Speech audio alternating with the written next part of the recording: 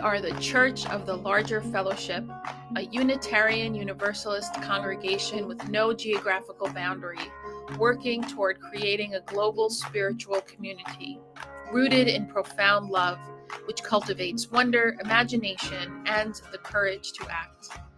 Adapting to the COVID-19 pandemic has been difficult for many bricks and mortar congregations. Early on in the pandemic, we were in a unique position to assist many congregations with the transition. We hosted special episodes of The VUU, provided advice and counseling to religious professionals, and trained congregations for live streaming worship, all while providing robust online programming for our members.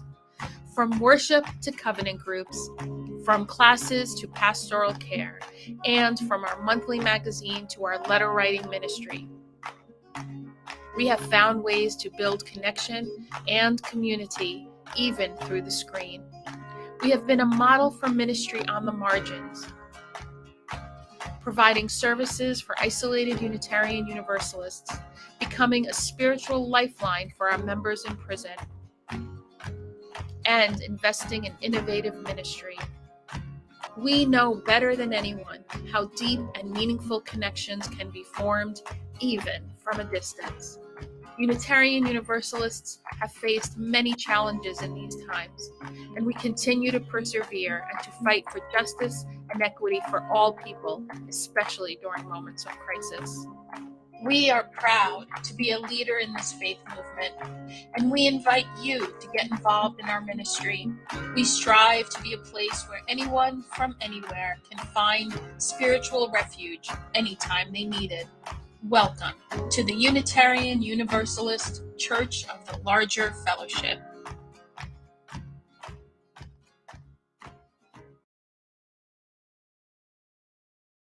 We are so excited to bring you an all-new episode of The VUU.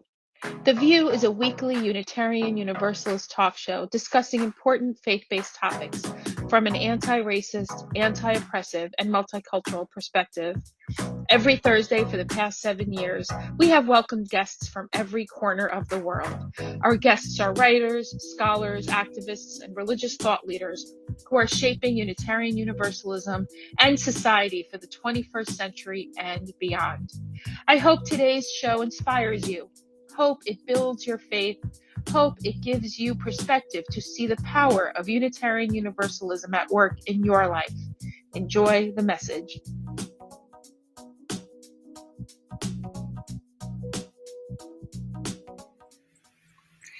Hi, I'm Aisha Hauser, and I am coming to you from Seattle, Washington. Welcome to another episode of Voices of Unitarian Universalism, The VUU.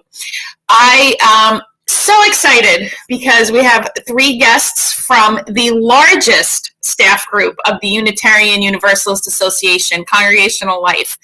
We have the Director of Congregational Life staff, Jessica York. We have Connie Goodbread and Saeed, who are all 3 staff members, and we're going to hear about what Congregational Life staff is, what they do, and the amazing and beautiful ministry they bring to our congregations. But first, we are going to talk to our hosts, and today, Reverend Dr. Michael Tino is with the Ministerial Faith.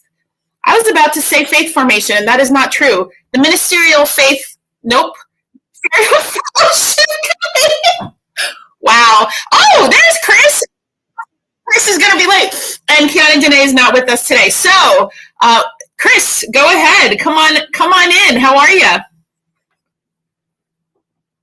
Hi, everyone.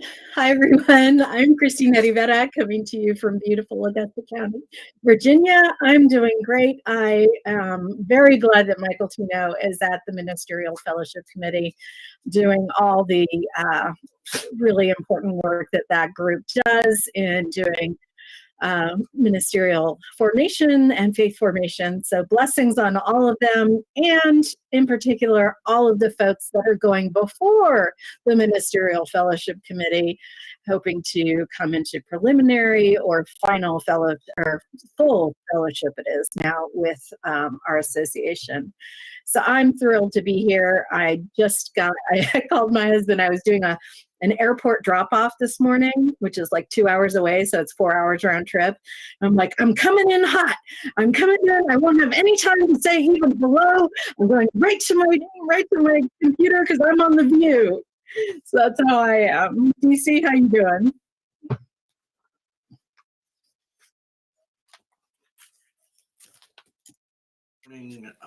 Is my microphone on this week? Yay, excellent.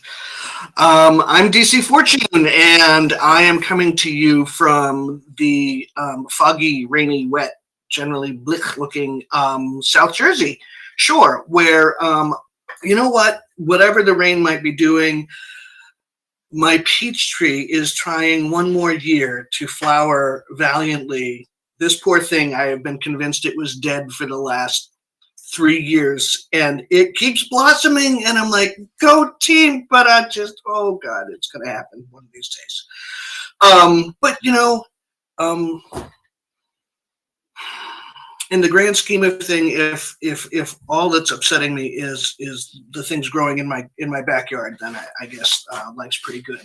And I'm excited for our guest today. Oh my goodness. One or two I have met in person, one or two I'm not so sure, but I'm looking forward to the conversation because Congregational Life staff is like the most undersung, unappreciated, behind the scenes, hardworking bunch of people who, you know, they're sort of like the folks at the DMV. They get yelled at all the time whenever people are unhappy, but like other people get celebrated when things are going well. You know, I mean, that's just how, you know, and it's not fair, and we need to celebrate these folks. So, Aisha, back to you. That is so true. Congregational Life staff is like the UU DMV. You know, you're all doing the best, and we can't drive without you, really, when you think about it.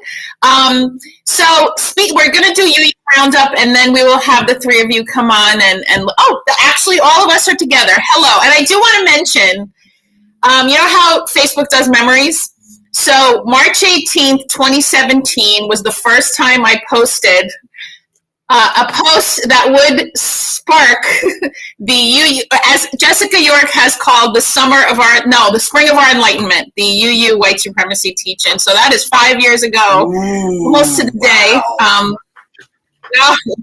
I know. So I just thought I'd mention that. So why don't we, Jessica, you start and you all introduce yourselves, and we'll do UU Roundup together and go right into talking about congregational life. So Jessica, welcome.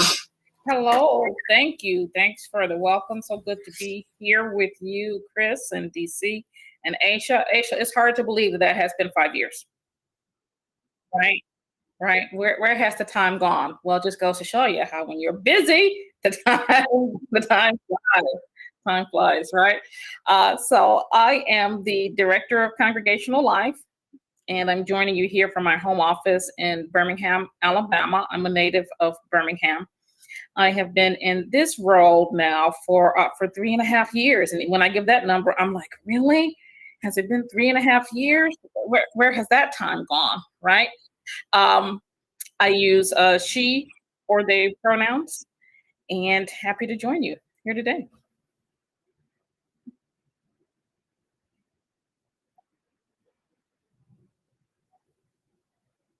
Sure, absolutely. Sure. I'm Connie Goodbread. I am joining you from Palm Harbor, Florida.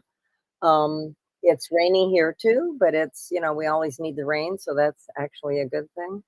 My role with the association at this stage is that I am the acting director for Hope for Us conflict engagement team, and that's what I'm going to end up talking about today.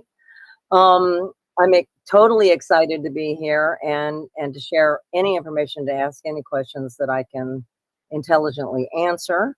I too find it hard to believe that it's been 5 years since the Great Enlightening.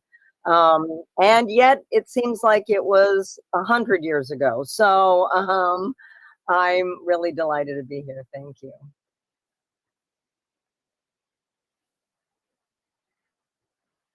Thanks so much. Thank you so much for the invitation to be here with you all today. My name is Sana Saeed. I live in Ardmore, Pennsylvania, right outside of Philadelphia. I am Congregational Life Staff for the Central East region of the UUA.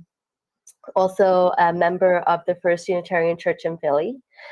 My pronouns are she, her, and today I'll be talking to you about Taproot, a national BIPOC space that I co-facilitate with some amazing colleagues. So glad to be here. Thank you.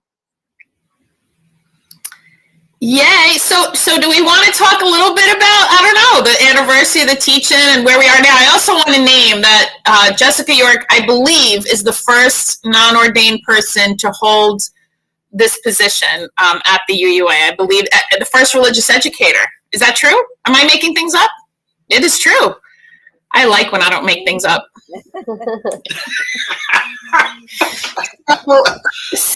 Rivera, Chris. Here's what people don't know. A lot of people don't know. Chris and I actually did not become good friends until during the teach-in. We knew each other, but we were, I would say, acquaintances, right? You are muted. At least I can't hear you.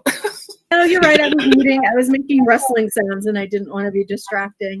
Yeah, it's really amazing that people think that, you know, in the spring of 2017 that we were somehow already, you know, huge sisters of each other, and we knew each other, you know, enough to say hi, you know, in the Finding Our Way Home hall, but nothing like we could imagine at this moment in time. Co-lead ministers of with Michael Tino, and yeah, having come through that moment in time and just seeing what the teach-in did for our faith, and that the possibilities, like, you know, the imaginative possibilities of what is really out there if we just want to tap into it and really celebrate Unitarian Universalism. So, you know, it's not to say it wasn't started without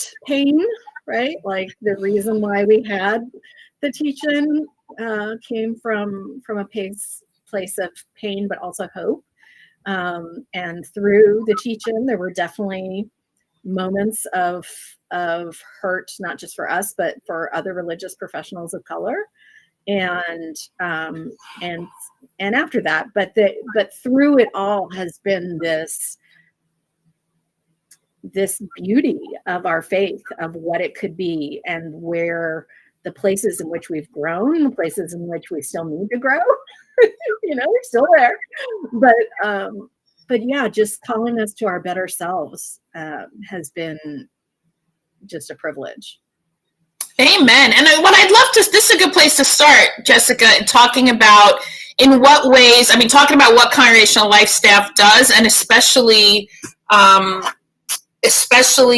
given you got this role. So if you've been in it 3.5 years, you said, so you got a couple years after the teach-in. So I'd love to, let's start there. What is Congregational Life staff, and in what ways has the teach-in impacted, or at least the teach-in impacted your work? Well, you know, certainly the teach-in and everything that happened thereafter, and even the things that happened before that, have heavily impacted our work. You know, I was sitting here while you were talking, and I was thinking about circumstance and how circumstances come together. You know, Chris mentioned, you know, being at Finding Our Way Home. Two of you were at Finding Our Way Home together. And of course, Finding Our Way Home is about to happen again in a couple of weeks. Got pushed back a little bit this time into April as opposed to March. But if we hadn't had Finding Our Way Home, and if Finding Our Way Home hadn't been an intentional space of bringing together BIPOC leaders in our faith and people who lead in different ways, then who knows if that would have happened, right? So it's like Finding Our Way Home, the people who were creating that, and you know, that is handled by folks at the UUA who are outside of our staff group currently, Michael Crumpler and Janice Marie Johnson, but they continually set new places at the table. even when Sophia Bettencourt was in charge of Finding Our Way Home, they went from an invitation to ordained ministers to, okay, let's invite seminarians, to, okay, let's invite religious educators, to, okay, let's invite administrators. And, and they kept opening wider the door, right? Or widening the circle, right? So before the Commission on Institutional Change issued their report, I know that as the director of Congregational Life, I was anticipating there was going to be quite a bit in there about Congregational Life staff. And a lot of that just makes sense because we're kind of like the front line of the UUA. We are the ones who have really the most intimate contact with our congregational leaders on a day-by-day basis. Yes, like the DMV, right? Almost everybody's got to come see us at some point in time, right? And so there's a lot of power involved in that, and you have to be careful how you treat that power. I think our association needs to have a lot more conversations about power and how power is used. And some of that is happening, conversations about power, conversations about trust, conversations about privilege. Those things are happening. Like Chris mentioned, there's still a lot more conversations to be had and a lot more actions that need to be taken. But we are on the road. We are on the road from there. So some of the things that we are thinking about in Congregational Life staff is how do we support religious leaders with marginalized identity? And I feel like sometimes I have a little bit of a gnat at the UUA because there's a lot of talk about religious professionals, and our religious professionals are definitely in there, and they're committed to this faith, and they're a big part of this whole faith that we're creating in this ministry, and they're not doing that work alone. We also have fantastic lay leaders who are doing this work. So as people, I think it actually started, or it got embedded in my mind when I was at one of the meetings of the joint ethics group that is working together across religious professional boundaries to come up to some ethics standards that we all can agree to. And it was there that it was lifted up that, we keep talking about religious professionals, but really what we want to talk about is religious leaders, because those lay leaders who are out there now working in those congregations, doing all that stuff, those are the religious professionals of the future. So it's really important to pay attention to it for both reasons, because the work that's being done now, because of the potential work that's going to come. Within Congregational Life, we like to talk about the 4 C's. We say that our work is based upon the 4 C's, and those 4 C's are companioning, coaching, connecting, and challenging. So those are 4 things that we see as our role as we sit sometimes between other offices of the UUA and congregations. And I named companioning first because I really think that is probably the biggest piece that we do, and one of the most important pieces that we do, that we companion with congregational leaders. I think that there has been a change in how people perceive congregational life, and really a change in how congregational life perceives itself. And I see those changes as very positive changes. As Aisha mentioned, we are the largest staff group at the UUA. There's about 50 folks in this staff group. We're about a fourth of the UUA staff. And that's both field staff who work directly with congregations, and administrative staff is the people who work in our transitions office to work with congregations during time of ministerial transition. It is the Hope for Us conflict team that is doing its work. And so there are many different areas of congregational life. Really, every area of congregational life at some point in time is something that we will have some involvement in, will touch in some way or another. Can we go to the, yeah,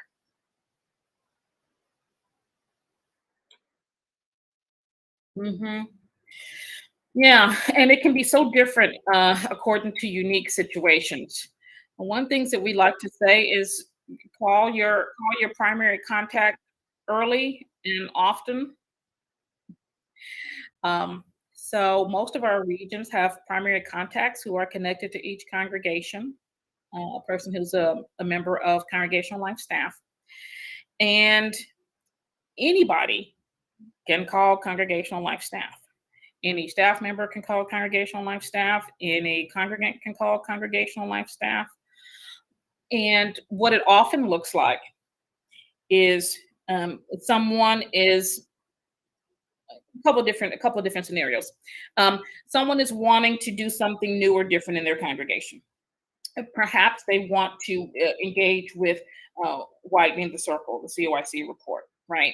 And they're wondering what kind of resources are out there for them to do this work with their congregation. Maybe they're also wondering what are other congregations doing, right? And they want someone to have a conversation with. That's a wonderful opportunity for you to call up your primary contact in congregational life. They can direct you towards resources that you may need for a program in your congregation. They can connect you to other congregations that are doing similar work. They could let you know if there are, webinar opportunities that are upcoming that you may want to participate in. Because one of the other things that we do a lot of is we host a lot of webinars for congregations to engage with each other and learn with each other. Sometimes there is someone who is trying to work through a conflict in their congregation, and they'd like a little advice on how to do that. And so they may call Congregational Life and they may ask for some advice on how to do that. Now, we get those calls quite a bit from board presidents and from ministers. And one thing that has been tricky is when we get those calls from either from congregants or people who are on staff who are supervised by others on staff, right? Which are generally like the non-ordained positions, but it could be an associate minister, it could be a religious educator, it could be an administrator. Those situations get a little bit trickier because there's someone in the congregation who has supervisory responsibilities for that individual. And so companioning might be, having a conversation with them about how they could take this conversation to their supervisor. Or companioning could be, what mechanisms do you have in your congregation for addressing conflict, and can we engage with those mechanisms that are already there? Companioning could sometimes be a referral or a suggestion of a referral. Have you reached out to your good officer? Do you have the support you need in this situation? That's often what companioning looks like. I'm going to also ask Sana and Connie if they might have a quick answer or two to that question, also from Chris, since they actually work much more hands-on in congregations than I do. Yeah, I'd Connie? like to go. Mm-hmm. Go ahead, Connie. Am I okay? Okay, so yeah, I always think of it as partnership. So if you consider the call that you're getting as a partner, you're not the boss, you're not going to fix it. They need advice, they need help, they need a witness, they need support. So we partner with others to do the work of amplifying the values of Unitarian Universalism in the world. Sana, do you have something? No, I think you both said everything that I would when it comes to what I think about when it comes to being a companion. I think for me, it really is also about just creating space. Sometimes folks just want to call and talk and bounce ideas around and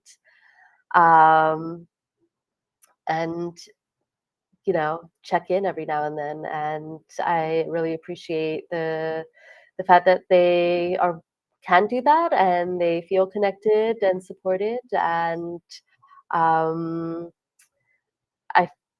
relationships that form from it. I think it's the companionship element really centers on relationship, and that I think has been highlighted from what Jessica and Connie just said.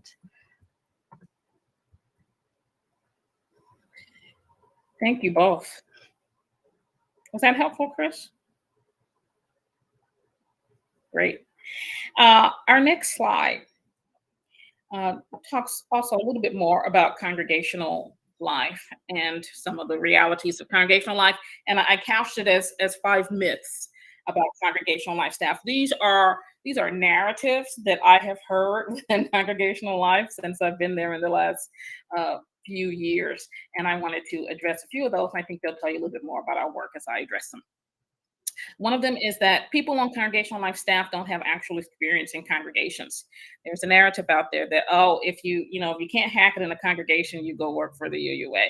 Well, I did a kind of informal poll of some of our staff, and I don't have feedback back from everybody, but from the folks that I reached out to, which were many of the field staff in our 5 regions and other folks in congregational life staff, we have well over accumulated 500 years of experience in our congregations, if you add those all up together.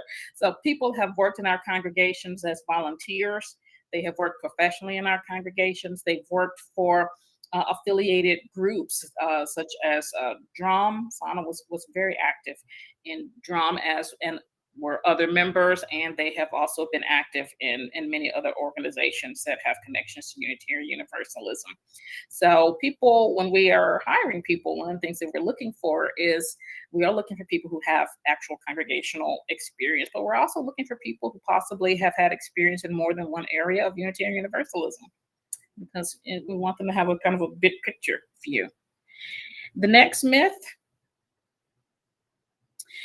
is that congregational life gives special treatment to certain kind of congregations. Like only big congregations get attention from congregational life staff. Little congregations never get any attention to congregational. And it's it's hard for even 50 people to always be available to close to 1,000 congregations, but we certainly do the best that we can. Right now, we have a smalls program going on where we are doing specific webinars and programming for small congregations. We're also in the process of planning a large church conference that has been held more or less every year in the Mid-America region that we're going to make national this year.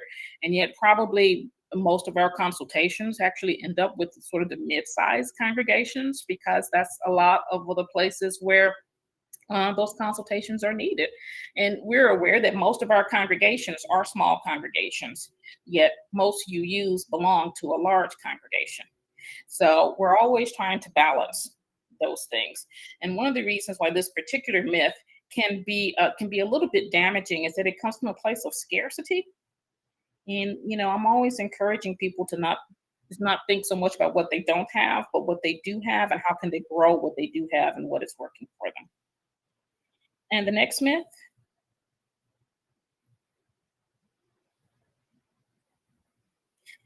In a conflict, congregational life staff is only there to support the minister. Or in a conflict, the congregational life staff is only there to support the board.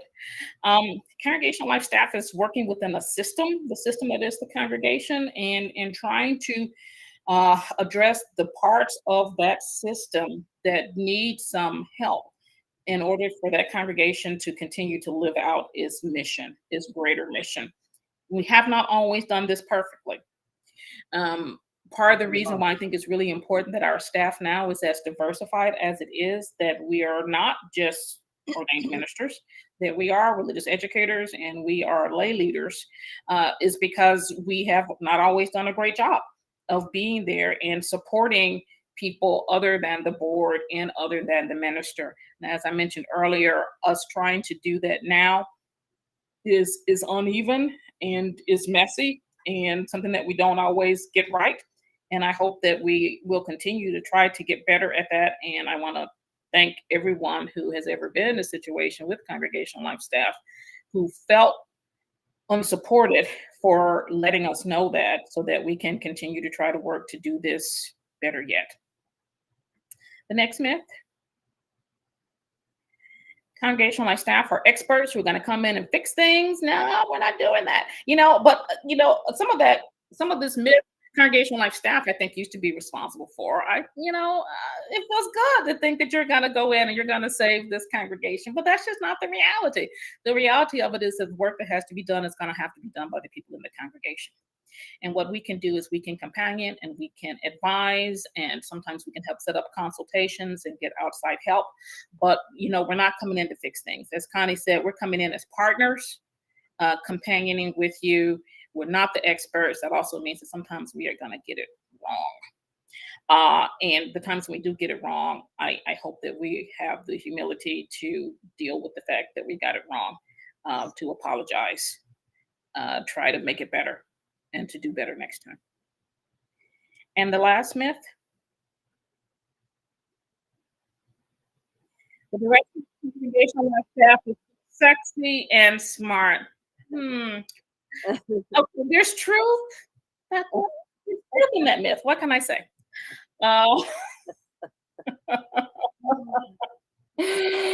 Just have a little humor in there, folks.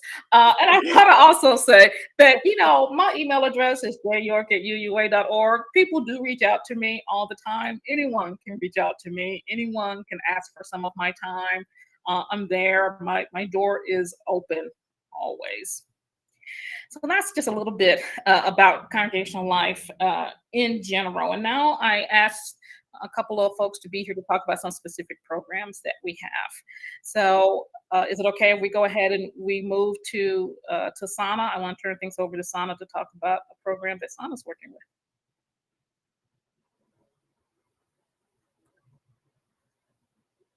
Great, thanks, Jessica. I'm here to talk about Taproot, as you see in the slide up there. Taproot is our national BIPOC space and was inspired by the Central East region's BIPOC gatherings. BIPOC standing for Black, Indigenous, People of Color gatherings, started by Reverend Hope Johnson in the spring of 2020. I was invited to be a co-facilitator by them when I came onto the staff team for the Central East region in July of 2020. And the group grew quite a bit since my time there with Hope and Paula. The Central East region BIPOC gatherings were mostly joined by lay folks of color and lay leaders of color. Occasionally, there were religious professionals of color who were administrators and DREs that would come and attend.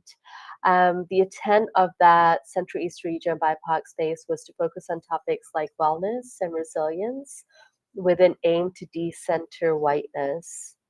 So group members in that particular group have shared their spiritual journeys together, to result in conversations of the ways that culture and spirituality intersect in the group. So Taproot was inspired by our regional BIPOC group and is facilitated by me, Reverend Summer Albayati, Reverend Tyler Coles, and Rhiannon Smith, who's our wonderful admin. We're mindful of how the work of spiritual community is complicated in the 21st century, from busy schedules to the ever-pressing tension brought on by systemic injustice, and the need for faithful leadership that is grounded and resilient is really imperative now. So that is all the more true for leaders within our communities and congregations who identify as Black, Indigenous, and people of color. With this awareness, we created Taproot to explore and co-create a network with congregational leaders and be a space that supports them in this time in emergent ways. Some of the organizing pillars of Taproot are rest and renewal, analysis building, and leadership development.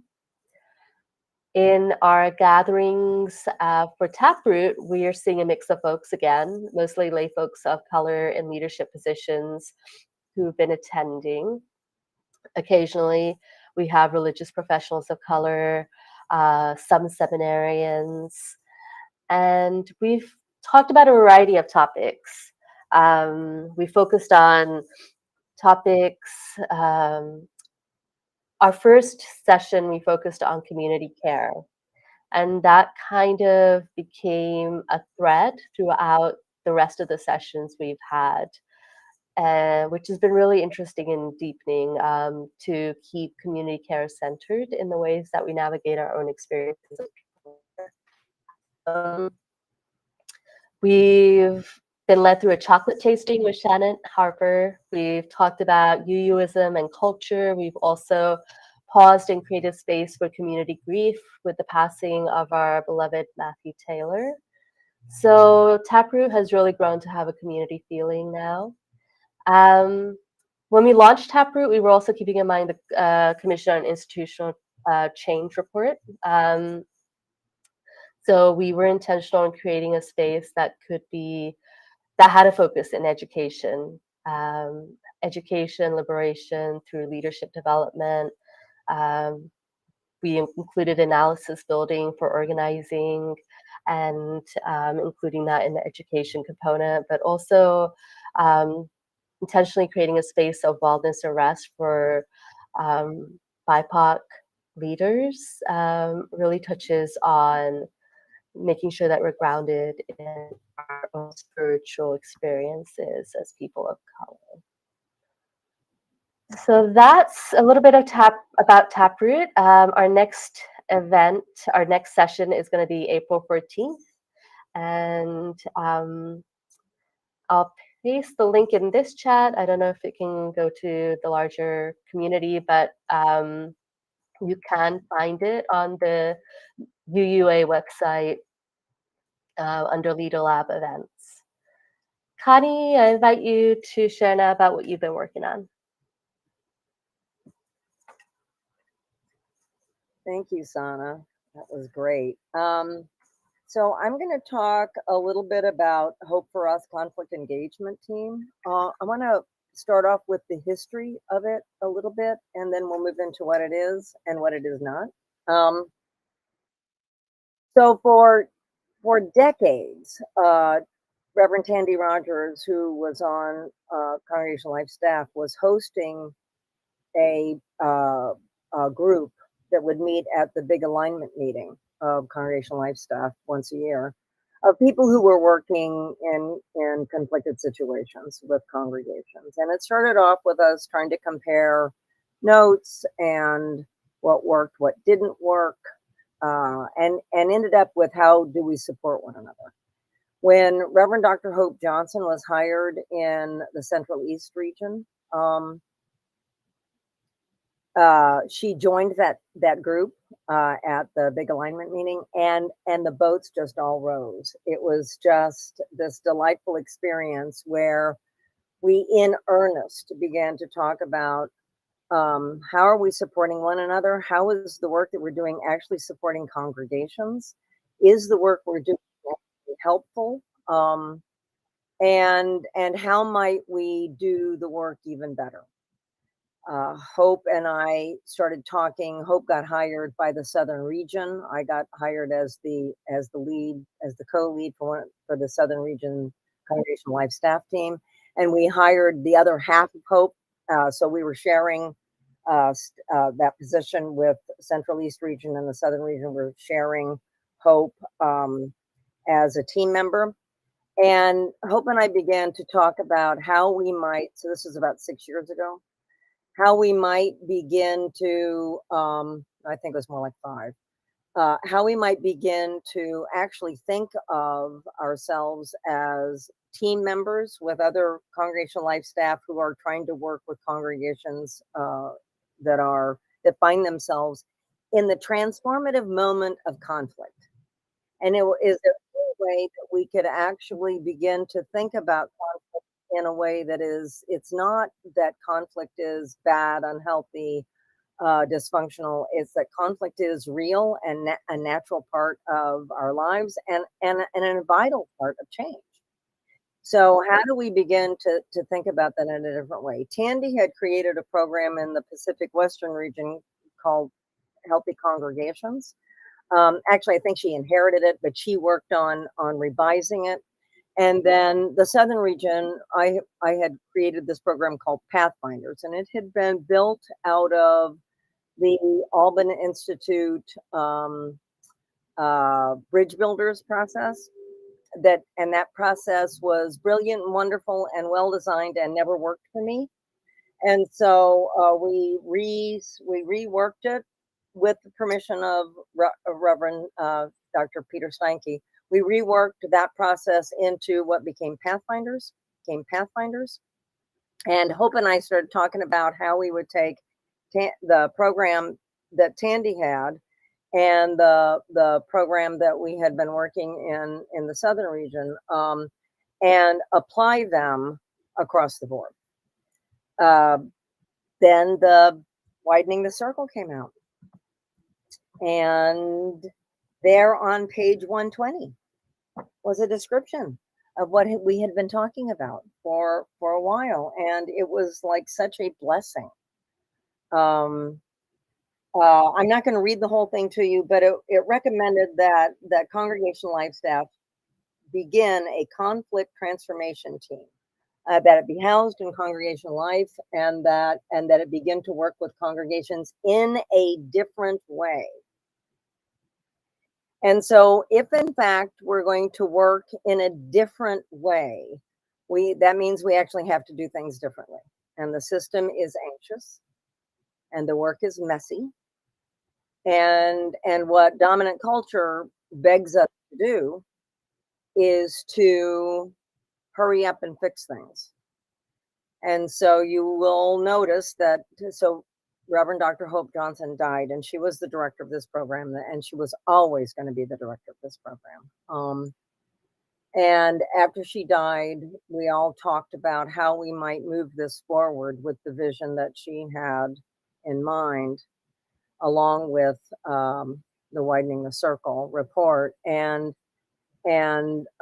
so I took on the director's position because she and I and Tandy had been dreaming this dream for a long time.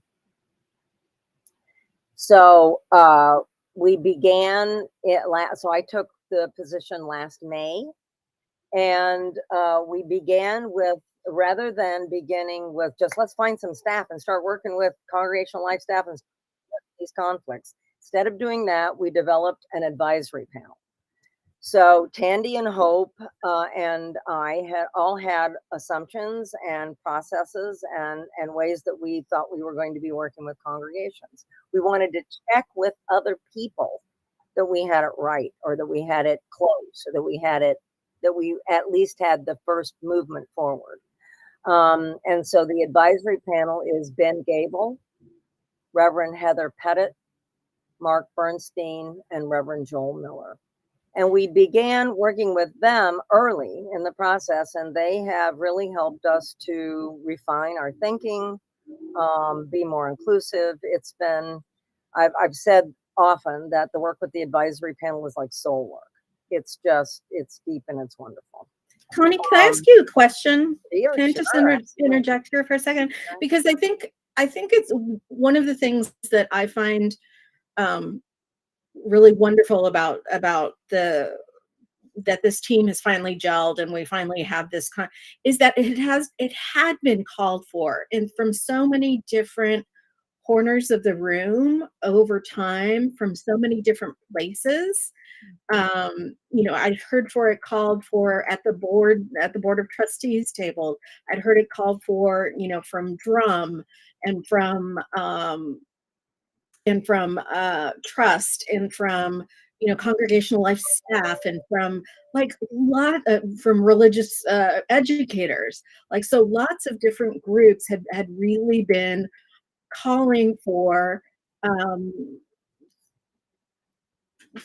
this kind of conflict transformation team. And so I'm wondering, and it might be chicken and the egg, right? So is it that it was finally put into a written form in the book that said we should be doing this, let's be doing this, folks? Well, that's or was it like a moment in time, or like what? Oh, that's the such thing a I try wonderful and get question. is to figure out, like, when we finally do these things that we know we need to do, what is the catalyst to make those happen? Because we need that catalyst more. Like, I always want to know, how can we apply that catalyst that finally made this thing happen elsewhere? Because we've known for years, and like you've said, you all have been working on this for years and years and years. Exactly. That is such a wonderful question. Thank you. So let me just back up a little bit. This is a little more history, right? So regionalization made this possible. So when congregations sort of complain about that they've lost, whatever, and loss is always a part of change. But regionalization made this possible. So when the southern region became the region, and then we began to work across borders with Central East region, Mid-America region, with all of the other regions in a much more real way. It made it possible for hope to pollinate other places. And one of the things that happened was that there was money in the southern region. Southern region had this about $350,000. And Carrie said, "Is there some project y'all would like to do with this?" You're And like, hope yes! me. So Let's do the thing. Let's do the thing. So what I hear is like resources and will, like the I don't want to say marriage because that's not everybody's deal, but like the blending of the resources and the will. Okay, that's right. That's right. Yeah. Please. Can I say a little bit about that too? Yes, because I can still see in my mind's eye when we were at the retreat with the Central East region and the Southern region, and Connie and Hope came up to me and said, "Jessica, can we have a little time to talk to you?" And I was barely in the role at this point in time, but they already had something planned. It was written out. It was in great detail. It included, budget and all of these things. So I don't know how long they have been working on it, but I know that they were just itching to have a new director of Congregational Life take that position so they could present that paper to them.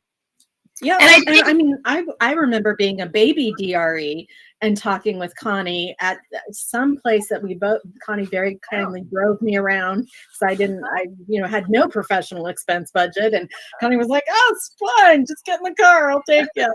And I remember, and that was when I was first starting out, and having that conversation with you around your hopes and dreams around, what conflict is and what it can do and how transformational it can be. And so I guess I just wanted to say I'm thrilled that it's finally here. I'm sure I can't even imagine how thrilled you are. And also sad that Hope isn't here to see this for this iteration of it. They were definitely here to see the beginning. So yeah, thank you all so much for hanging in there and believing. Absolutely. I love that you remember that. I love that you remember that. I remember it too. It was great. I wanted to lift up that one of the opportunities for Unitarian Universalism, I firmly believe, is to model for folks what people, at least I am going to be US centric for a minute, although Canada unfortunately is seems to be taking our lead for how to be not great. But if we can have a place where we can navigate conflict and really have challenging dynamics, because as you alluded to, Connie, from conflict can come growth. And I think one of the things I'm learning more and more, because I also do a lot of work in secular spaces, is in the people in the United States do not have a place to manage conflict in a way that doesn't include annihilation of the other. And that includes in our faith spaces. And I'm not even, forget the nonsense bullshit of cancel culture, because Black and brown people being murdered is what's cancel culture. So give me a fucking break with the other, white people feelings. What I'm talking about is, and I'm talking also like people in all the roles who just because we're not connected enough to ourselves. I don't think white people are connected enough to themselves. James Baldwin wrote about that. I quote him all the time. So I want to really lift up to we cannot overstate the importance of what you are leading, Connie, and what was started by Reverend Hope Johnson. May she rest in power, right? It is so important, all the work you do, all of you, thank you. And really naming and focusing on how to navigate conflict is so deeply, deeply needed. And I just don't want to, it cannot be overstated, the importance of this. Thank you so much. I need to tell you that I often say that something will happen in a room and I can almost feel hope at my shoulder. Saying the thing that you would have said to me, and had said to me 50 times, So, carrying this forward is such an honor, and I'm so honored.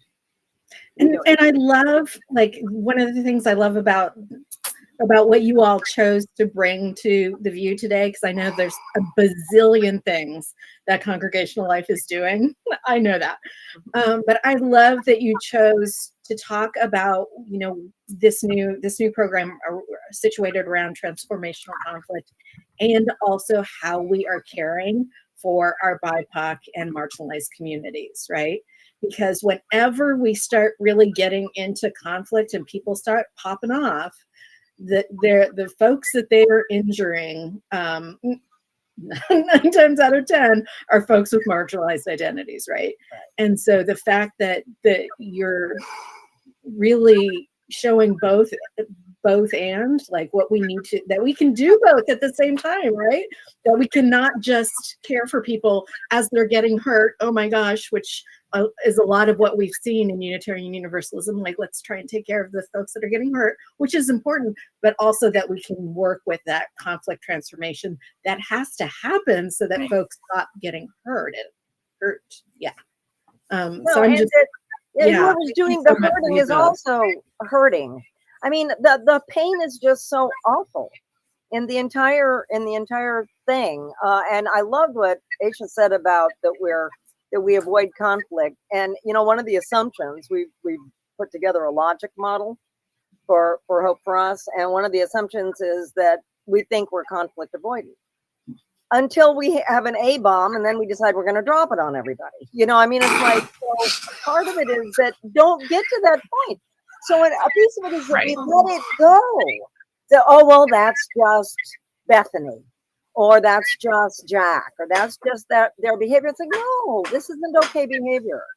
So how do we live out the actual discipline of Unitarian Universalism, where covenant is aspirational and broken every day, and we have to bring ourselves individually back to it, where pluralism is alive and well. We know that everybody has a piece of the truth, and and that transformation is possible if you can hear the truth of others.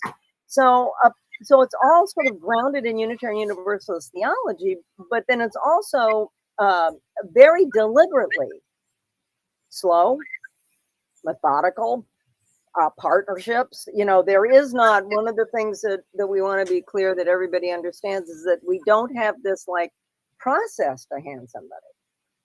So what we have is relationship. So we'll get into relationship with everything comes through Congregational Life staff. So Congregational Life staff will say, yes, this is a congregation that either can do the work or needs the help and is willing to receive the help. And we'll move in with that idea with a partnership. And together we will come up with a plan. So there isn't, oh, here's the plan, everybody's going to start here and end here. No, because there might be things that we all know that we all need, but we will need them at different times. Yes. So if we get too locked into an agenda of it got to begin here and got to end here, you've missed the educational processes, the teachable moments that are between those things that are really where people learn. So that's where we are. So what we're doing is messy. This is cultural change. takes a long time, right? And a piece of it is that congregational life staff, we are understaffed. There just isn't enough time and human energy to put into the kinds of work that needs to happen that congregations actually need in order to make these transformations.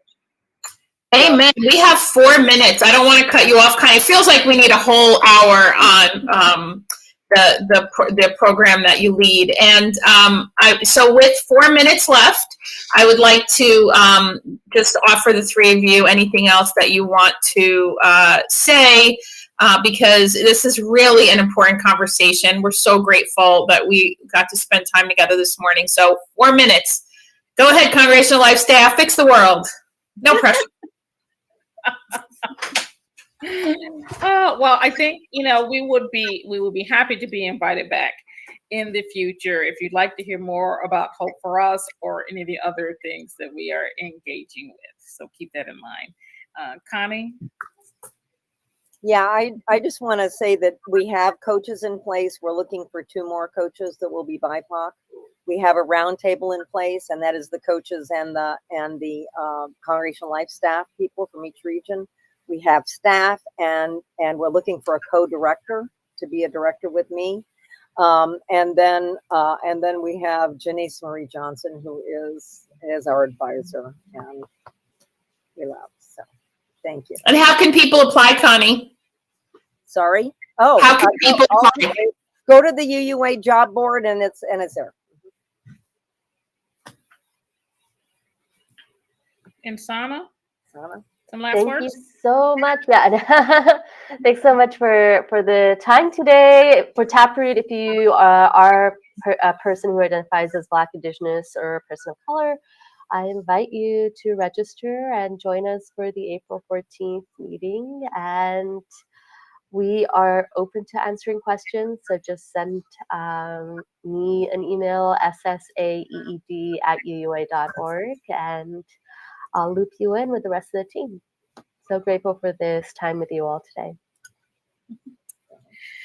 And just a little reminder, I want to repeat some of what Connie said, because it is important. We are looking for still, particularly some BIPOC coaches. We need more. And I absolutely understand why, BIPOC UUs might not want to be doing conflict work in congregations right now.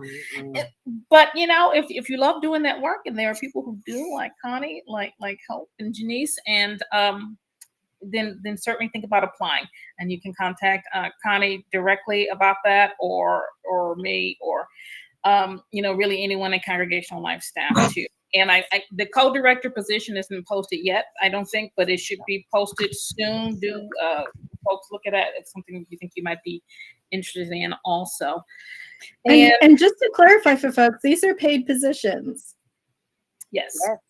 So, like, if you're already doing the conflict resolution work in your congregation as a BIPOC person, go get paid for it. Like, many of you are already doing it, so get support and get paid for it, and do it somewhere else so that you can also have a church home. Thank you, Chris. Almost every coach we have right now, as a matter of fact, has done some of that work, right, in their congregation or in the larger world. And you also won't be doing this work alone. We send people out in teams. So you're never going to be alone. You've got teams, you've got folks behind the scenes too who can support you. And here is just a snapshot.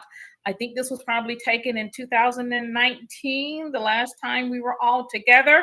Some of those folks are no longer on staff, but most of those folks still are. So that's your Congregational Life staff. Thank you. Thank you, Jessica. Thank you, everyone. And we will see you next week for another episode of The VUU. And I believe next week I don't even know if I should announce, because I could be wrong. So I'm not going to announce it. Wait, I think it's Reverend Ashley Horan, and we're going to be talking about the work of the group that Ashley's in. The name is escaping me. Organizing strategy team. Organizing strategies, and especially around the heinous and hateful and absurd laws that are being passed that are targeting the LGBTQ community and children and youth. If America can't get worse, just hold my beer. Okay, and on that, see you next week. Love y'all. Bye. Thank you. Bye. Thank you for joining us. Special thanks to those of you who give generously to this ministry. It is because of you that this ministry is possible. You can click the link in the description to give now, or visit clfuu.org/give for more information. We hope you will join us next week for another episode of The VUU.